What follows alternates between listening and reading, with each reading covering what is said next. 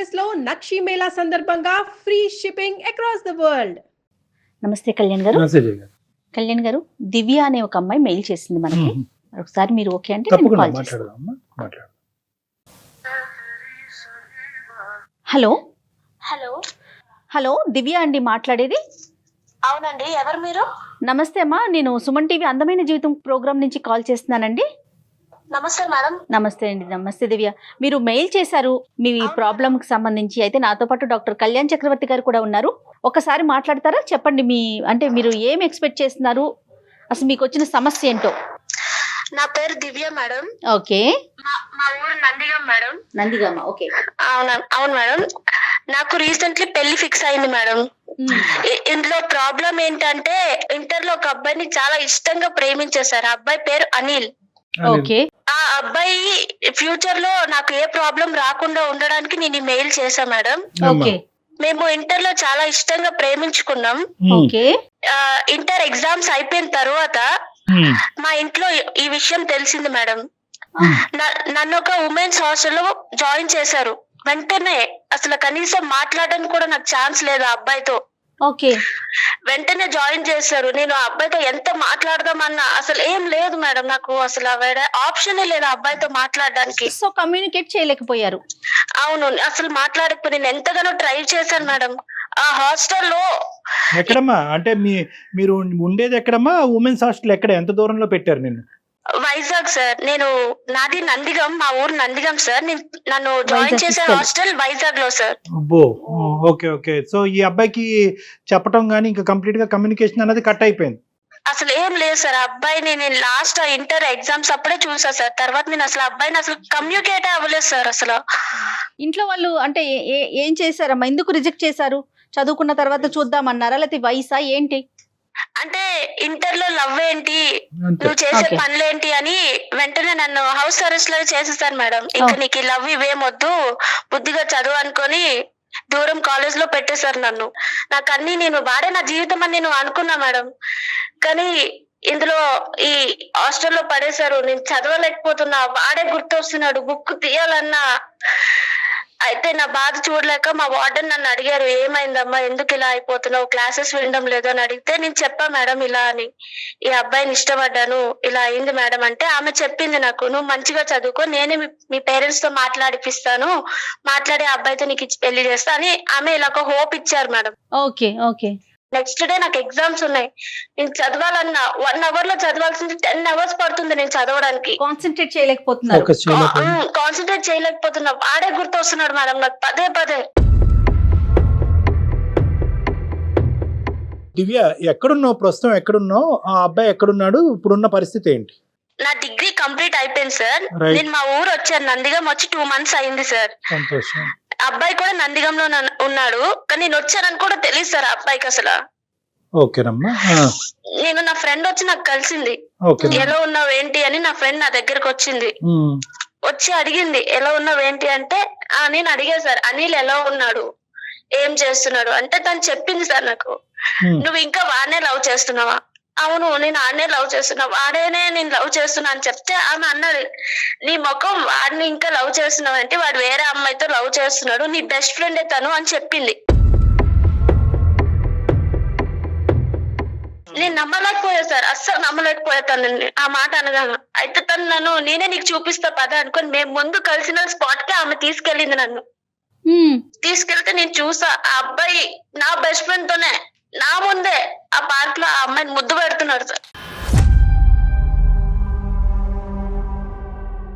నేను చూసా కల్లారా, తట్టుకోలేకపోయా సార్ నేను అసలు ఆ మూమెంట్. వీడేనా ఇలా చేసింది, నా లవరేనా, నన్ను లవ్ చేస్తూ వేరే అమ్మాయితో ఎలా ఉండాలనుకున్నాడు. ఆ మూమెంట్ నేను చాలా షాక్ అయ్యా సార్, చాలా డిప్రెషన్ లోకి వెళ్ళిపోయి ఏం మాట్లాడాలో కూడా తెలియదు నాకు. కదమ్మా, మీ ఇద్దరు ఒక్క నిమిషం. నాన్న దివ్య, ఎంత గ్యాప్ అమ్మా మీ ఇద్దరి మధ్యన? అసలు కమ్యూనికేషన్ లేకుండా ఉన్న గ్యాప్ ఎంత? ఈ మధ్యలో ఏమైనా కమ్యూనికేషన్ చేయడానికి నువ్వు గానీ అతను గానీ ట్రై చేశాడా? ఇవి ఏం చెప్పమ్మా. లేదు సార్, బట్ నేను చాలా ట్రై చేసా సార్ ఆ గ్యాప్ అబ్బాయితో ఎంతమ్మా? మాట్లాడడానికి. గ్యాప్ ఎంత నాన్న? నువ్వు హాస్టల్కి వెళ్తాను 3 years. 3 years. ఓకే. ఈ 3 years ఎటువంటి కమ్యూనికేషన్ లేదు. ఆ అబ్బాయి కూడా ఎటువంటి ప్రయత్నం చేశాడు. ఒకప్పుడు ప్రయత్నం చేస్తే కనుక నీ వేరే అబౌట్స్ తెలియటానికి ఏమైనా అవకాశం ఉందా అమ్మా?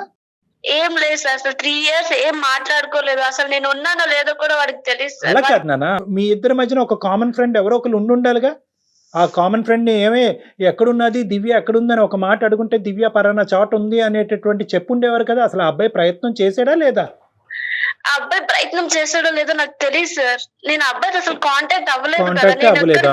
Okay. నేను ఇక్కడికి వచ్చినాక నా ఫ్రెండ్ చెప్పింది ఇలా అని. కాదమ్మా, హాస్టల్లో ఉన్నప్పుడు ఒక్క అవకాశం కూడా నీకు రాలేదా? లేదంటే ఆ అబ్బాయి కామన్ ఫ్రెండ్స్ ద్వారా నీతో కాంటాక్ట్ అవడానికి ట్రై కూడా చేయలేదా? ఏమో సార్, అసలు ఆ అబ్బాయితో నేను ఏం మాట్లాడలేదు సార్. నాకు ఏం తెలియదు ఆ అబ్బాయి గురించి. నేను ఊరొచ్చిన తర్వాత నాకు తెలిసింది ఈ విషయం అన్నది. మధ్యలో హాలిడేస్ అప్పుడు ఇంటికి నువ్వు వచ్చినప్పుడు ఇంటికి వచ్చా సార్, అయినా సరే నాకు ఫోన్ లేదు, ఏం లేదు. మళ్ళీ స్టేషన్ కి వెళ్ళాలన్నా సరే 4 మనుషులు పెట్టి వాళ్ళతోనే వెళ్ళి వాళ్ళతోనే రావడం, మొత్తం హౌస్ అరెస్ట్ చేస్తారు సార్. ఈవెన్ నేను ఒక ఫోన్ మాట్లాడాలన్నా కూడా నాకు అక్కడ ఏ పాయింట్ లేదు సార్, సోర్స్ లేదు నాకు అసలు మాట్లాడడానికి. మొత్తం బంధించేసారు జైలు లాగా. హాస్టల్ నుంచి కూడా నీకు సోర్స్ లేదమ్మా? ఒక సందర్భంలో కూడా ఎవరైనా ఫ్రెండ్ ఫోన్ గానీ వార్డెన్ ఫోన్ గానీ? ఏం లేదు సార్, అసలు నాకు ఎవరితో మాట్లాడించే వాళ్ళు కాదు అసలు. నా ఫ్రెండ్స్ ని కూడా మా ఇంటికి రానించే వాళ్ళు కాదు అసలు. నీకైతే అవకాశం లేదు అని అంటున్నావు. ఆ అబ్బాయికి ఎన్ని అవకాశాలు ఉన్నా కూడా ట్రై చేశాడా లేదా అన్నది తెలియదు అంటున్నావు. కాబట్టి 3 సంవత్సరాల పాటు మీ మధ్యన ఎటువంటి గ్యాప్ లేదు. 2 months అయితే కనుక నువ్వు మళ్ళీ నందిగామమ్మా 2 months క్రితం నందిగామ వచ్చావు. ఎందుకు వచ్చావమ్మా? ఎగ్జామ్స్ అయిపోయాయి సార్, డిగ్రీ కంప్లీట్ అయిపోయింది, వచ్చేసాను నేను ఇంటికి. నాకు ఇంట్లో సంబంధాలు చూసారు సార్, నాకు మ్యారేజ్ ఫిక్స్ అయింది.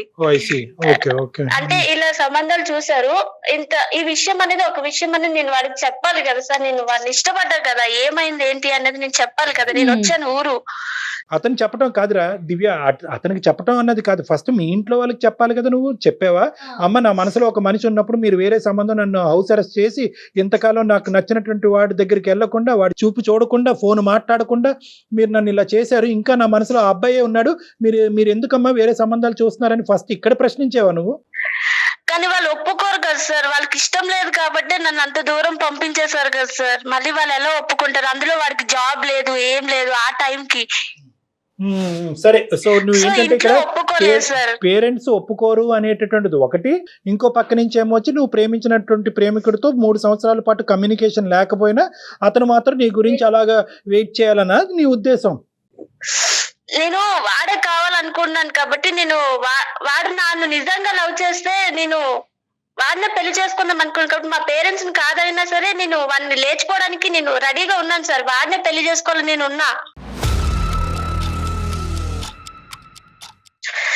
అదే నేను చూడకొని ప్లేస్ లో నా బెస్ట్ ఫ్రెండ్ తోనే నేను అన్ని చూసా సార్. ఆ టైం నా గుండె పగిలిపోయింది సార్. నేను ఏం చేయాలో కూడా నాకు అర్థం కాలేదు అసలు.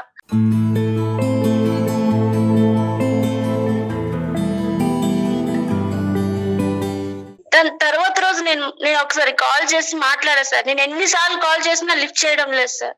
మెసేజ్ కూడా రెస్పాన్స్ లేదు సార్. అసలు నేను ఎన్నిసార్లు కాల్ చేసినా.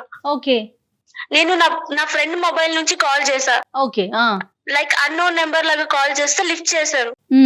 లిఫ్ట్ చేసి నేను చెప్పా, మనం ఇలా మాట్లాడాలి, మన కలిసే స్పాట్ కి ఒకసారి రండి అని చెప్పాను. అతను వచ్చారు. అయితే నేను చెప్పా, మేడం నాకు ఇలా ఇంట్లో పెళ్లి సంబంధాలు చూసారు, నేను పెళ్లి చేసుకుంటున్నాను అని చెప్పాను. ఆ అబ్బాయి నేను 3 years తర్వాత నాకు కలిసేనంత ఆనందం అవేం లేదు. లైక్ నార్మల్ గానే ఉన్నాడు ఆ అబ్బాయి. అవునా, ఏం చేస్తున్నాడు అబ్బాయి, ఎంత సాలరీ అబ్బాయికి, ఇలాంటి క్వశ్చన్స్ అడుగుతున్నాడు. మరి ఎందుకు వచ్చాడమ్మా? నువ్వు పిలవగానే ఎందుకు వచ్చాడు? ఏదో పేరెంటానికి వచ్చినట్టు ఏం వింటానికి వచ్చాడు?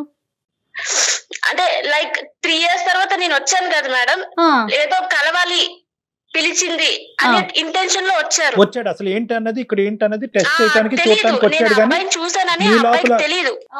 నీ లోపల ఎంతవరకు ఆ ప్రేమని పదిలంగా ఉందో లేదో అన్నది చూడటానికి వచ్చాడు. కానీ నీ లోపల ఉన్న ఇంటెన్సిటీ అతనిలో నీకు ఏమాత్రం కనిపించలేదు. అంతే సార్. నేను అడిగా, అసలు అనిల్ నువ్వు నన్ను నిజంగానే లవ్ చేసావా? అసలు నేను నిన్నే అడుగుతున్నా. నాకు వేరే వాళ్ళతో పెళ్లి ఫిక్స్ అవుతుంది. మనం ఏమనుకున్నాం? మన ఇద్దరం ఎంత సిన్సియర్ గా లవ్ చేసుకున్నాం, మనం పెళ్లి చేసుకుందాం అనుకున్నాం కదా. నాకు వేరే వాడితో పెళ్లి అవుతుంటే నువ్వు అలా రాయిలాగా ఉంటావేంటి, నువ్వు అలాగా అనుకో నేను అడిగా మేడం.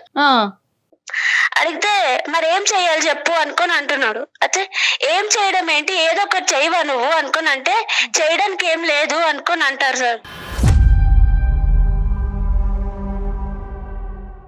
నీకు పెళ్లి అవుతుందంటే షాక్ అవ్వలేదు, నీకు అతని శాలరీ ఎంత, ఉద్యోగం ఎక్కడ అనేటటువంటి నీ అడిగాడు. మంచి చెడ్లు అడిగి తెలుసుకున్నాడు. నువ్వేమొచ్చి ఇదేంటయ్యా అనిలు ఆ మాత్రం కూడా వెయిట్ చేయకుండా నేను అసలు నీ స్థానంలో లేనా, నువ్వు ఖండించట్లేదు ఏంటి, బాధపడట్లేదు ఏంటి అనేది అతనిలో లేనటువంటి ఇమోషన్ తెప్పించే ప్రయత్నం నువ్వు చేసావు. ఫైనల్ గా ఏమైందమ్మా? అబ్బాయి ఏం చెప్పలేదు సార్, ఇంకతో అంత అయిపోయింది. అయిపోయింది, అబ్బాయి అది ఎప్పుడో అడిగారు అయిపోయింది. మన సంగతి ఏంటి నీకు అంటే ఇప్పుడు నేను అయింది, చెప్పాను అతనికి సార్ ఎప్పుడో మన అయిపోయింది. సంగతి ఏం లేదు, నాకు ఇంట్లో పెళ్లి ఫిక్స్ అయింది, నేను ఆ అబ్బాయినే చేసుకుంటా అని చెప్పేసా సార్, అంతే. Okay okay. తర్వాత నేను ఇంటికి వెళ్ళిన తర్వాత నాకు వాట్సాప్ లో మెసేజ్లు, ఫేస్బుక్ లో మెసేజ్లు, మేము 2 years కలిసి చదివి కలిసి లవ్ చేసుకున్నాం కదా సార్, 2 years. అవును. మేము తిరిగే వీడియోస్ గానీ మా చాటింగ్ గానీ అన్ని నాకు పెడుతున్నారు సార్ వాట్సాప్ లో. ఇదేం ట్విస్ట్ అమ్మా? వాడి పని వాడు చూసుకోకుండా మళ్ళీ నీ దగ్గరికి వచ్చాడా? బ్లాక్ మెయిల్ చేస్తున్నారు సార్ ఇండైరెక్ట్ గా. ఏమని, ఏం కావాలంట? అంటే ఇలా వీడియోస్, ఇలా చాట్ హిస్టరీస్ అన్ని పెట్టేసి ఇవన్నీ నేను ఏం చేయాలి, ఈ గుర్తులు ఏం చేసుకోవాలి అని అడుగుతున్నాడు. ఓకే, మరి నువ్వు చెప్పావా అప్పుడు? ఈ డబుల్ గేమ్ ఆడుతున్నాడు. నేను చెప్పా సార్, ఏం చేయడం ఏంటి, డిలీట్ చేసే అని చెప్పా. నేను డిలీట్ చేస్తే ఆ అబ్బాయి అన్న నేను డిలీట్ చేయను, ఇవన్నీ నాతోనే ఉంచుకుంటా నేను అనుకోని అన్నాడు. అయితే నేను నా ఫ్రెండ్ ని అడిగా సార్, ఇదేంటి ఇలా చేస్తున్నాడు, నాకు భయం వేస్తుంది అంటే ఆమె చెప్పింది, నీకు అర్థం కావడం లేదా, ఆ అబ్బాయి నేను బ్లాక్ మెయిల్ చేస్తున్నాడు అనుకోని అంటుంది. మరి నువ్వు ఇంకొక అమ్మాయితో నాకు పార్క్ లో కనిపించావు, నిన్ను నేను చూశాను, మరి నా జీవితం నాది కదా అని నువ్వు అప్పుడైనా చెప్పలేదా? లేదు మేడం, నేను అదేం చెప్పలేదు వాడికి. ఎందుకమ్మా, ఎందుకు చెప్పలేదు? వాడి నిజ స్వరూపం నాకు ఆల్రెడీ తెలిసిపోయింది కదా సార్, వాడు ఎలా ఉంటాడు అనేది నేను ఆల్రెడీ చూసా, నేనే కళ్ళారా చూసా.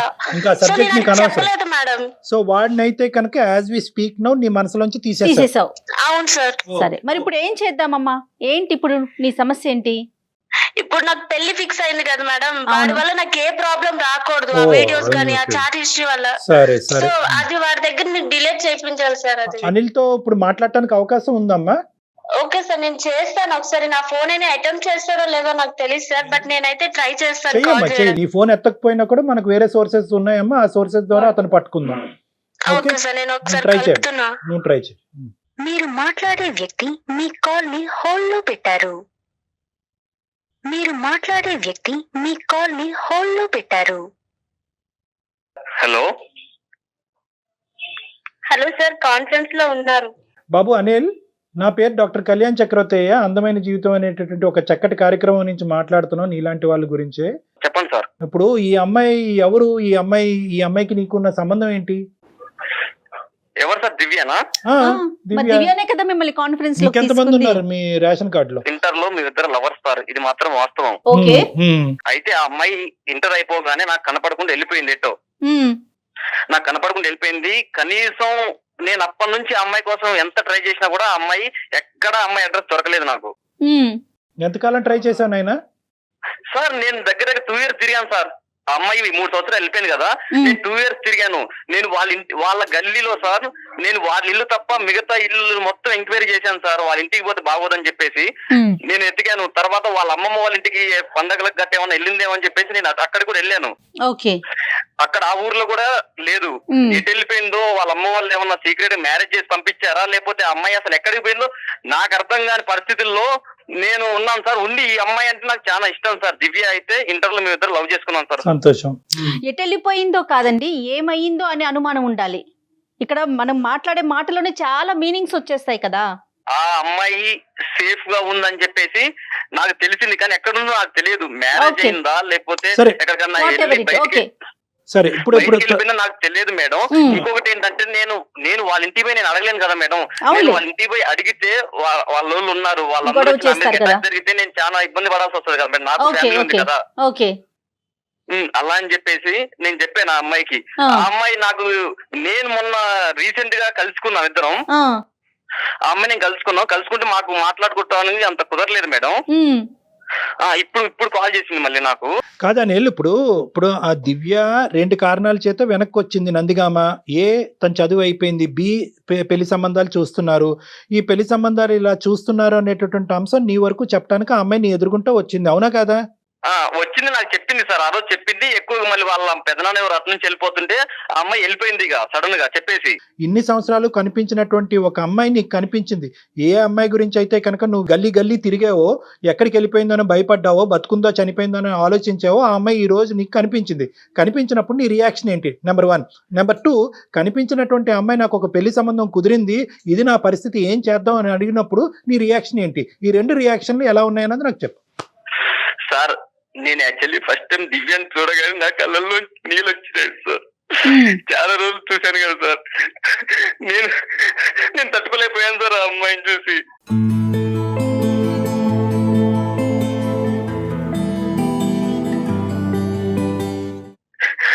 సార్ ఇంకోటి, ఆ అమ్మాయి మ్యారేజ్ అయిద్దని చెప్తుంది. చెప్పి నేను అన్నాను, దివ్య నేను నిన్ను పెళ్లి చేసుకుంటానని నేను చెప్పాను సార్. నేను నిన్ను పెళ్లి చేసుకుంటాను దివ్య, నువ్వు నాతోనే ఉండు, ఎన్ని రోజులు ఎటుపోయినా నాకు సంబంధం లేదు. ఇప్పుడు మళ్ళీ నన్ను కావాలనుకుని నా దగ్గరకు వచ్చావు కదా నాతో మాట్లాడటానికి, మన ఇద్దరం పెళ్లి చేసుకున్నాం దివ్య అని నేను చెప్పాను సార్. ఓకే, ఏమంది తను?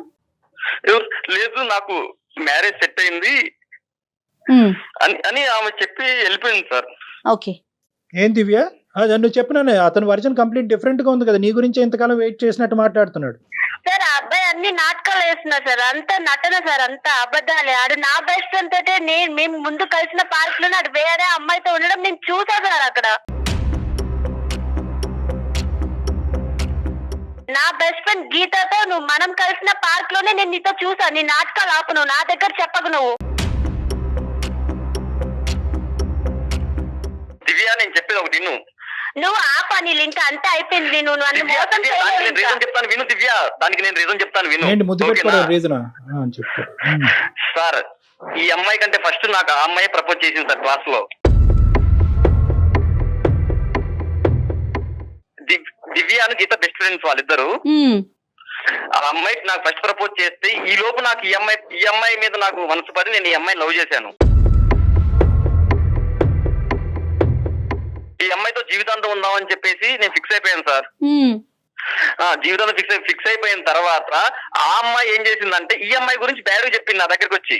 ఓకే, ఇంటర్ అయిపోగానే వెళ్ళిపోయింది కదా, బ్యాడ్ చెప్పింది వచ్చేసి. ఏమని, ఆ అమ్మాయి ఎందుకు, ఆ అమ్మాయి ఆల్రెడీ ఏరే వంతునో ఎటో వెళ్ళిపోయి ఉంటది, అది ఇదని నా అమ్మాయి డైవర్ట్ చేసింది సార్. నాన్న గీత చెప్పిందే కరెక్ట్, కానీ గీత కనెక్ట్ అయిపోవటం ఏంటి నువ్వు? సార్ గీత కనెక్ట్ అయిపోతాం అంటే సార్ నేనేమన్నా హీరోనా సార్? ఏమన్నా సినిమా ఇది? నాకేమవుతున్నాం సార్? ఇప్పుడు ఆ అమ్మాయి వెళ్ళిపోయింది, మాకంత స్తోమత లేదు. ఆ అమ్మాయిని ఎక్కడుందో మొత్తం దేశాలు తిరిగి వెతికేంత స్తోమత నా దగ్గర లేదు సార్. వాళ్ళకి డబ్బు ఉంది కాబట్టి దేశాలు పంపించుకుంటారు, కానీ మా వల్ల కాదు. అందుకే నేనేం చేశాను, గీత ఆల్రెడీ ముందు ప్రపోజ్ చేసింది కాబట్టి అమ్మాయికి మూవ్ అయిపోయాను.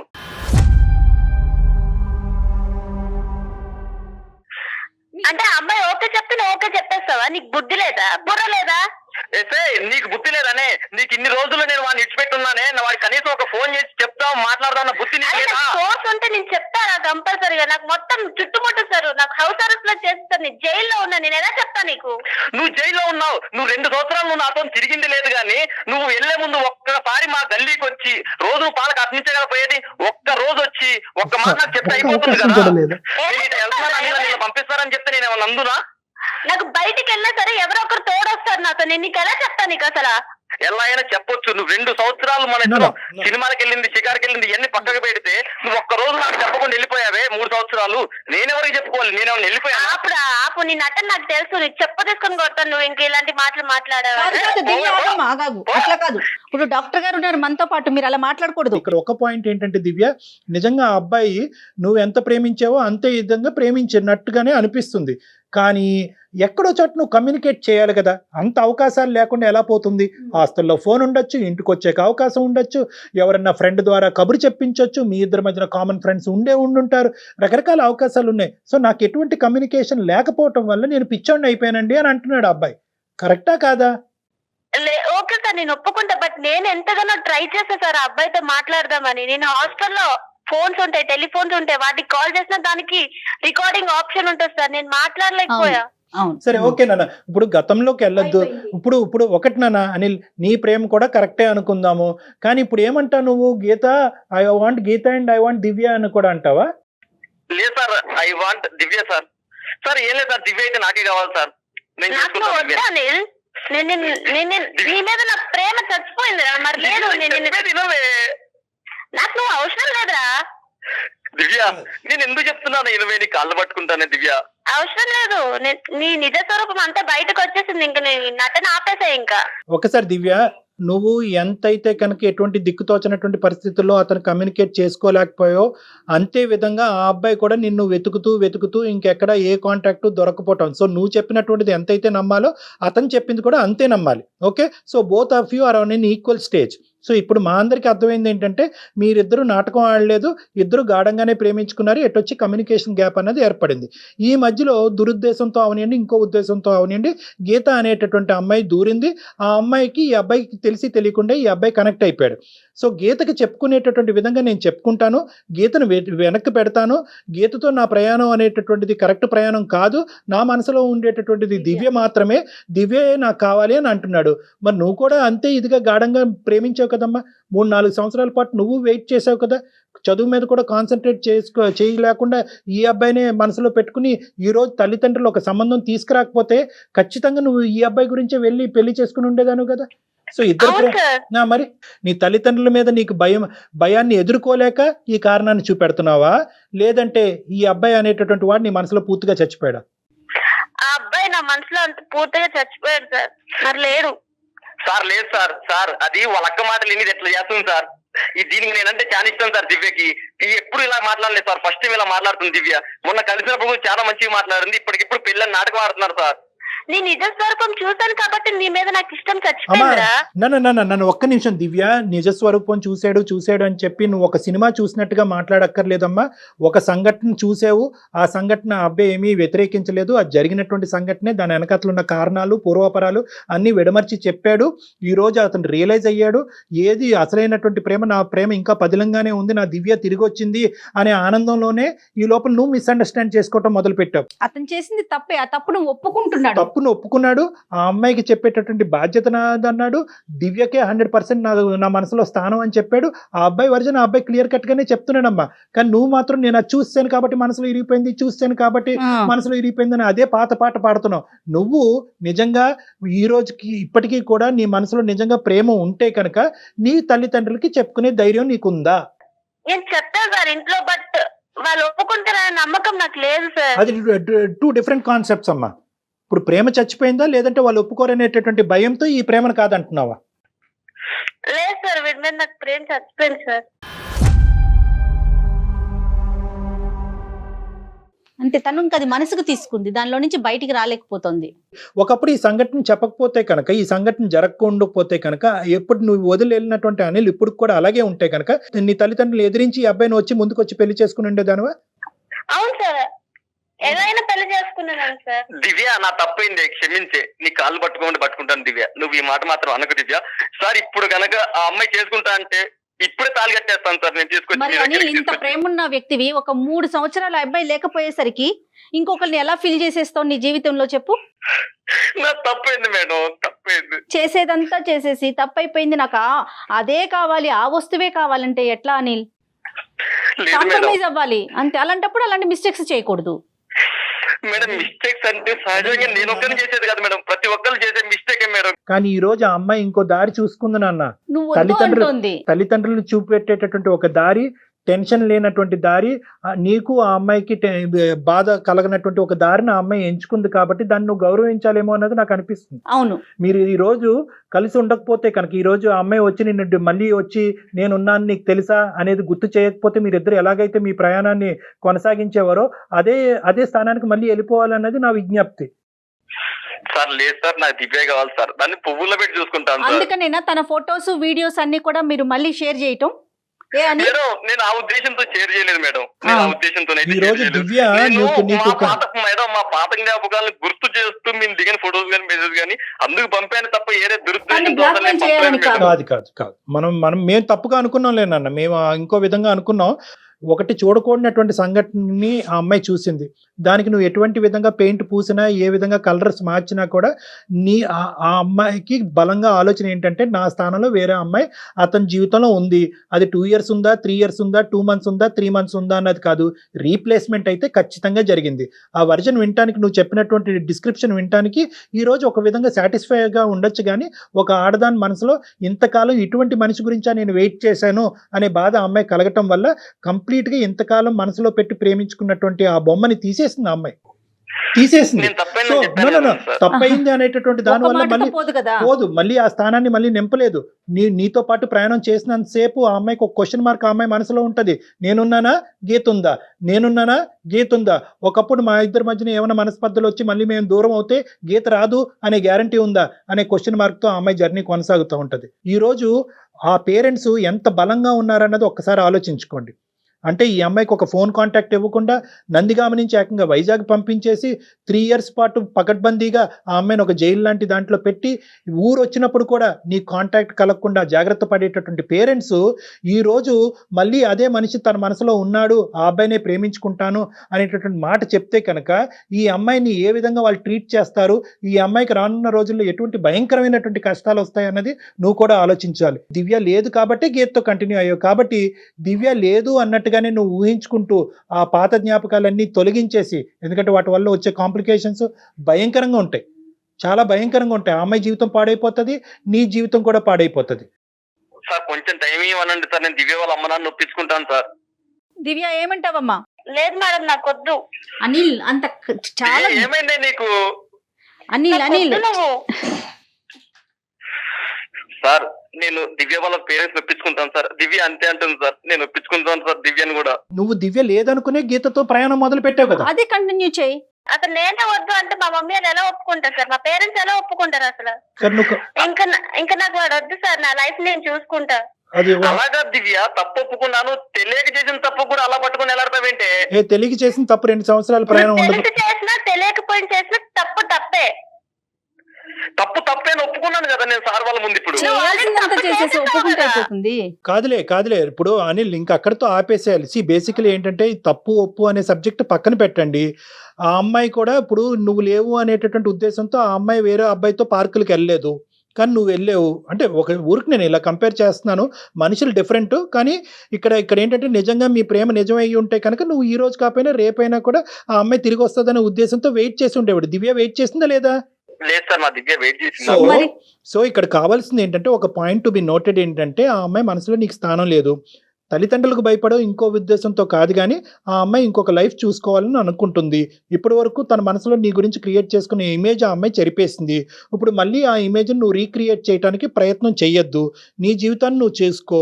ఎటువంటి ఎవిడెన్స్లు ఉన్నాయి కూడా తీపి గుర్తులు, ఆ గుర్తులు, ఈ గుర్తులు కాదు. అవి ఇమీడియట్గా హార్డ్ డ్రైవ్లోంచో ఇంకో డ్రైవ్లోంచో మొత్తం ఎన్ని డ్రైవ్లో నువ్వు సేవ్ చేసావో అన్ని డ్రైవ్లోంచి డిలీట్ చేయి. ఇప్పుడు ఏం చేస్తున్నావు? నువ్వు చదువుకుంటున్నావా, జాబ్ చేస్తున్నావా? ఇప్పుడు జాబ్ చేస్తున్నాం సార్ ప్రెసెంట్. ఏం జాబ్ అది? గవర్నమెంట్ జాబ్ చేస్తున్నాను సార్, మండల ఆఫీస్ లో. ఎందుకురా బాబు జీవితాన్ని పాడు చేసుకుంటావు? మంచి గవర్నమెంట్ జాబ్ ఉంది, నీ గురించి గీత వెయిట్ చేస్తూ ఉంటుంది. నీ గురించి వెయిట్ చేసే వాళ్ళ దగ్గరికి పో. ఎందుకు నువ్వు వద్దు, నీకు స్థానం లేదు అని అనిపించుకునేటటువంటి వాళ్ళ చుట్టూరు ప్రదక్షిణ చేస్తావు? ఆ అమ్మాయి బ్రతుకు ఆ అమ్మాయి బతుకుతుంది, హ్యాపీగా వాళ్ళ భర్తతో సంతోషంగా ఉంటుంది. ప్లీజ్ అనిల్, నీ మంచి కోరి చెప్తున్నాను, ఆలోచించండి అనిల్, అందరు మంచి కోరి చెప్తున్నాను. ఇంతకంటే మంచి సొల్యూషన్ ఇంకోటి ఉండదు సార్. ఒకసారి మీ మాటకు కూడా అడగరా సార్? ఒకసారి ఇంకా అడిగేసాం నాన్న అనిల్, ఇంక వదిలేసే. అనిల్ ఒక పని చేయండి, ఒకసారి మీరు డాక్టర్ గారిని వచ్చి పర్సనల్ గా కలిసే ప్రయత్నం చేయండి అనిల్. నా ఫోన్ రండి ఒకసారి మీరు పర్సనల్ గా మాట్లాడితే ఇద్దరిని రానియండి. అమ్మ నువ్వు కూడా ఒకసారి అవకాశం ఉండాలి కదా ఇంట్లో. నాన్న ఒకసారి దివ్య, ఇది ఆప్షన్ నీదే. ఒకసారి నీకేమన్నా అవకాశం ఉంటే కనుక ఒకసారి నువ్వు వచ్చి నన్ను కలు. లేదు కాదు కూడదు అలా వచ్చి కలిసినా కూడా ఇంకా ఇష్యూ కాంప్లికేట్ అవుతుంది అంటే the ball is in your court. Anil immediate గా నువ్వు నన్ను కలిసేంత వరకు కాదు, ఇప్పుడు ఇమీడియట్ గా ఈ ఫోన్ కాల్ కట్ అవుతూనే నువ్వు దయచేసి అది డిలీట్ చేయాలి. ఓకేనా అనిల్? Okay sir. జీవితంతో హ్యాపీగా ఉండవే. సూపర్. నాన్న ఈ రోజు నువ్వు బాధపడుతున్నావు కూడా ఈ బాధ మీ జీవితాలు నిలబెట్టడం గురించే. ఓకే, ఇవన్నీ తాత్కాలికమైనటువంటి కన్నీళ్లు, బాధలు. జీవితం చాలా పెద్దది, సముద్రం లాంటిది. ఇందులో మీ అందరికీ మంచి అవకాశాలు వస్తాయి, మంచి భవిష్యత్తు ఉంటుంది. దీంతో జీవితం అయిపోలేదు, ధైర్యంగా బతుకుండండి. ఏనా అనిల్? ఓకేనా? సరే ఒకసారి డాక్టర్ గారిని కలవండి అనిల్. నువ్వు నన్ను కలు, నన్ను ఒకసారి వచ్చి కలు, మన ఇద్దరు మాట్లాడుకుందాం ఒక 2 minutes. ఓకే ఖచ్చితంగా రైట్ నాన్న, right. All the best, all the best. Bye bye bye bye. Divya Divya bye అమ్మా. బాయ్ అమ్మ. దివ్య జాగ్రత్త. Good luck in your life. Bye నాన్న. Thank you sir. Thank you. Bye.